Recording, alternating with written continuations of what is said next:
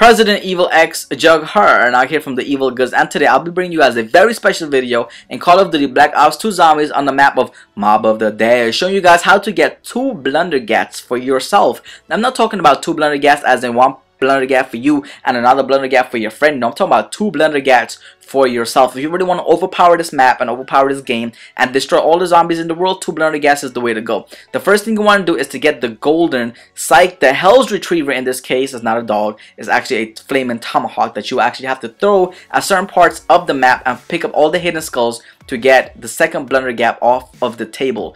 First thing you want to do is to hit the box and get a Blundergat and make it an acid gat. You guys already know how to do that from my previous videos. Now let's talk about locations. The first hidden skull you'll be looking for is by the spawn room. All you gotta do is go right here by the spawn room aside of the library, throw your skull, your flaming tomahawk, at the toilet, and it picks up a blue hidden skull. The next one is on the roof. You're actually going to throw it at the side of the roof. A blue hidden skull will come towards you once you have done this correctly. The third one you're looking for is on the docks. It's actually on top of the light post right there by the bulb. You're going to charge up your tomahawk, jump, and let go of your flaming tomahawk. It comes back with the blue skull. The fourth skull you will be looking for is still also on the docks next to the mule kick perk on top of the wood hidden. Just throw your tomahawk in this location and it will come back with that blue skull. Now the fifth skull you want to find is actually one of my favorite skulls to pick up, which is the last skull inside of the warden's office on top of the telephone poles. Just throw your tomahawk, your Hell's Retriever comes back with that blue skull. You will hear a sound go off, then the flaming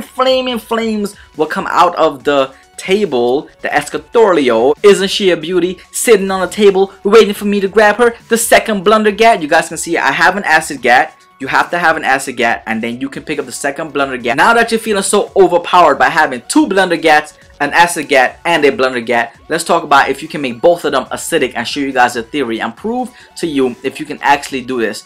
Now you have to make sure that you pack-a-punch one weapon, one of these Blundergats or one of these acid gats. You cannot have the same weapon with the same name.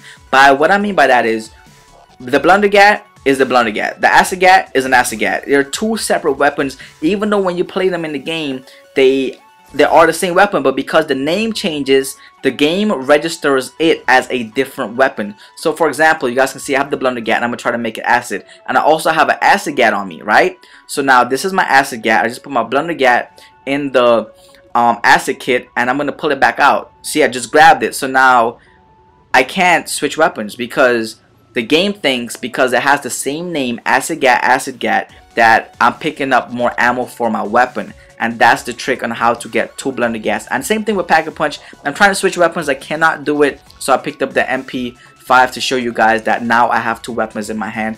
Just the regular acid gat and the MP5.